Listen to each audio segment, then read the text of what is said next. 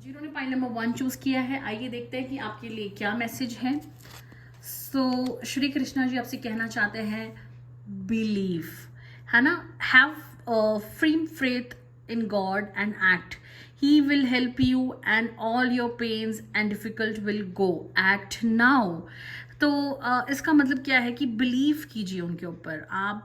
मतलब अगर आपको ऐसा है कि फेथ नहीं है, क्योंकि आपकी ज़िंदगी में भी ऐसा हो गया कि आपको किसी भी चीज़ पे भरोसा नहीं है, आपको खुद पे भी भरोसा नहीं है, आपको ऐसा लग रहा है कि यार मैं तो ये चीज़ डिज़र्व नहीं करता था या ये मैं चीज़ डिज़र्व नहीं करती थी। बट ट्रस्ट मी, फेथ रखिए, भगवान आपके साथ में है and he will help you and all your pains and difficulties will go, act now. आपको एक्ट करने की ज़रूरत है, आपको काम करने की ज़रूरत है, आपको जो चाहिए ना उस चीज़ पे फोकस करना सिर्फ बड़ी बात नहीं, उस चीज़ के लिए एक्ट करना, यानी कि उस चीज़ के लिए काम करना भी बहुत ज़रूरी है। पॉइंट नंबर 1, अगर आप सिर्फ बैठे बैठे सोचोगे कि अरे मेरे साथ ऐसा होना था मेरे साथ हो नहीं रहा है, मेरे पास पैसे का फ्लो नहीं है, ये नहीं है, वो नहीं है, तो वो कैसे होगा? अगर आप एक्ट ही नहीं करोगे, आप सिर्फ सोचोगे तो वो तो चीज़ नहीं होगी ना। आपको एक्ट करना पड़ेगा, उस चीज़ के लिए आपको काम करना पड़ेगा।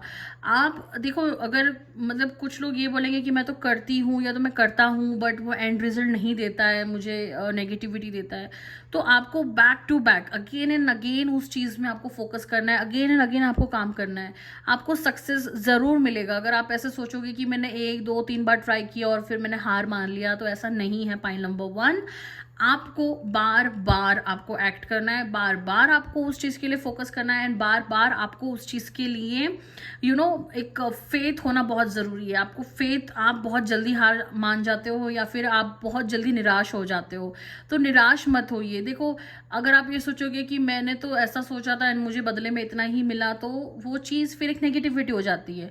तो क्या होता है कि भगवान सोचते हैं अरे इसके पास कुछ नहीं था, मैंने एक छोटा सा इसको स्कोप दिया, इसको छोटा सा काम दिया, बट ये उसमें भी कुछ ना कुछ निकाल रहा है लुक्स की, अरे यार ये तो मेरे को ऐसा था, मैं तो इसका एक्सपेक्टेशन बहुत हाईली रखा था, मुझे तो लगा था ये बहुत अच्छे स्कोप में जाएगा, ये बहुत अच्छा होगा, बट मुझे रिपीट में तो बहुत वो नहीं मिला जो मुझे चाहिए था।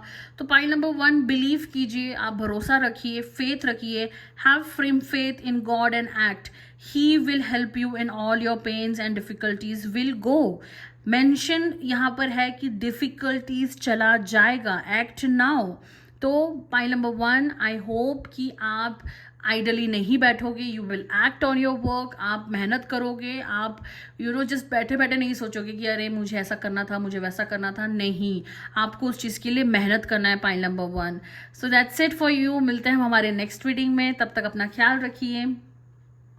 Point number 2, welcome to your reading. So let's see कि श्री कृष्णा जी आपको क्या मैसेज देना चाहते हैं। Knock, knock, knock, the doors of possibility will open. Knock and the doors of possibility will open. Sorry.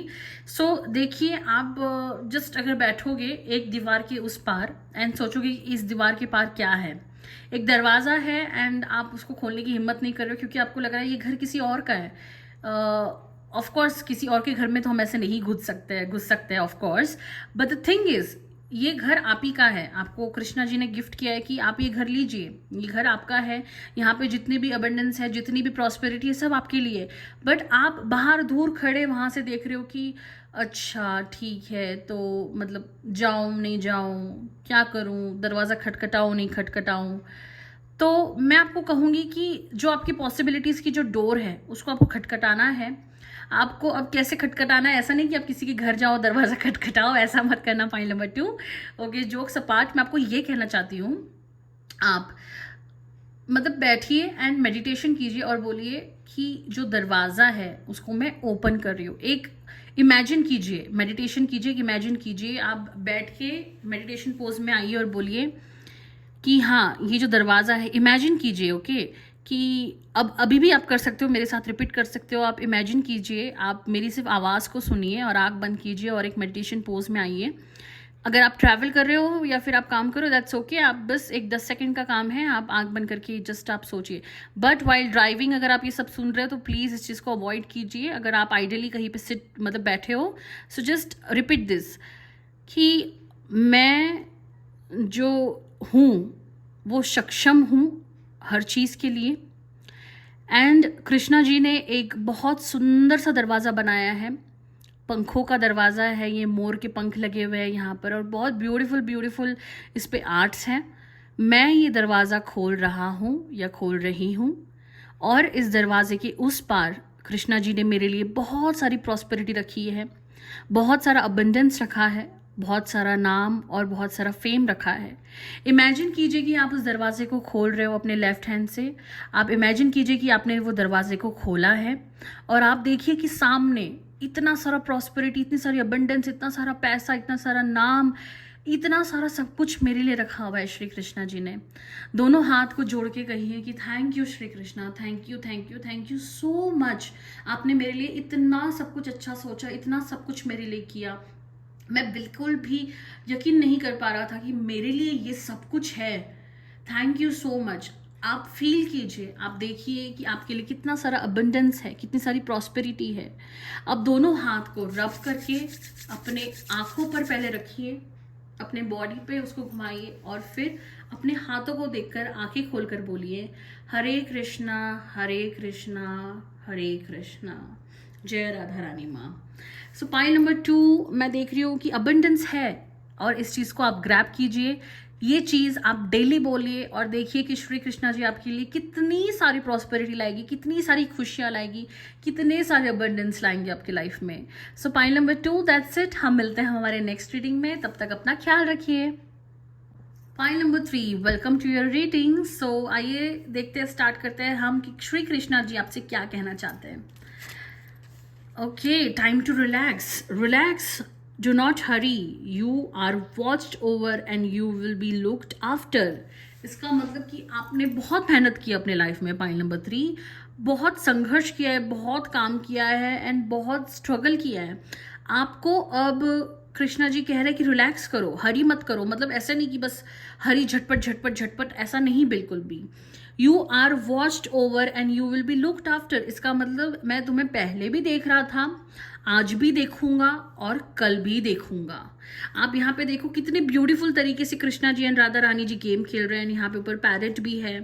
तो आप मतलब इसका अगर हम थोड़ा सा डीप जाए, इसका मतलब कि अगर राधा रानी यहाँ पे गेम खेल रही है, कृष्ण जी को पता है कि उनकी अगली चाल क्या होने वाली है और वो क्या खेलने वाले और क्या खेलेंगे। सो इसका मतलब यही है कि रिलैक्स करो, हरी भरी मत रहो। मतलब जल्दबाजी में आप अपनी जो डाइस है उसको मत फेंको, रिलैक्स करो, थोड़ा टाइम लो और फिर उसको फेंको।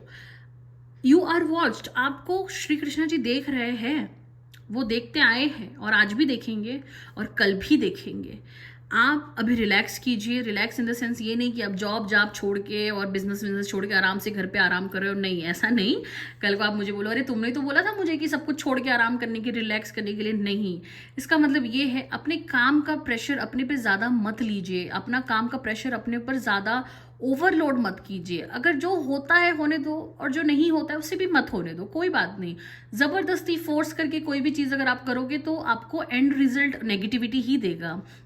सो पॉइंट नंबर 3 रिलैक्स कीजिए, अपना टाइम अभी जो आपको मिला है उसे इंजॉय कीजिए। आपने बहुत मेहनत की, बहुत संघर्ष किया, अब थोड़ा सा आपको एक आराम करने की ज़रूरत है। आप चैंटिंग कीजिए, मेडिटेशन कीजिए, थोड़ा सा घूमें, थोड़ा सा इस्कॉन टेम्पल जाओ, मंदिर जाओ, कोई भी मंदिर जाओ, आपके जो फेवरेट भगवान हो उनके मंदिर जाओ, या फिर थोड़ा सा अगर आपके पास कोई ब्यूटीफुल सीनरी है तो आप वहाँ जाओ, या फिर भजन कीर्तन आप सुन सकते हो, या फिर आप फिल्म्स देखने जाओ, मूवी देखने जाओ जो आपको अच्छा लगे, जो आपको मोटिवेट करे। एंड बुक्स पढ़ सकते हो आप अपने खाली टाइम में, तो अपने आप को बिजी रखो। या फिर आपका जो पैशन है उसको आप फॉलो कर सकते हो। बहुत टाइम से आपने सोचा कि अरे यार मैंने तो खुद के हाथ का खाना बना के नहीं खाया, तो चलो मैं आज अपने आप को ट्रीट देता हूँ। बहुत टाइम हुआ मैंने कुछ स्वीट नहीं खाया, तो चलो मैं अपने आप को ट्रीट करता हूँ या करती हूँ। सो पॉइंट नंबर 3 मैं इतना ही कहूँगी कि अपने आप को थोड़ा सा रिलैक्स करो। मतलब ओवर थिंकिंग मत करो, फटाफट कोई भी डिसीजन लाइफ में मत लो। अगर आप जल्दी अगर आप डिसीजन लोगे ना तो वो आपको मतलब दुखी करेगा, आपको वो हैप्पीनेस नहीं देगा जो आप देखना चाहते हो या लेना चाहते हो अपने लाइफ में। सो that's it for point number 3। मिलते हैं हम हमारे नेक्स्ट रीडिंग में, तब तक अपना ख्याल रखिए। बट जाने से पहले मैं आपको इतना ही कहूँगी कि मैनिफेस्ट कीजिए कि आप बहुत खुश हो, रिलैक्स करो और अपनी लाइफ को एंजॉय करो। So that's it for point number 3। Bye bye, take care, Hari बोल।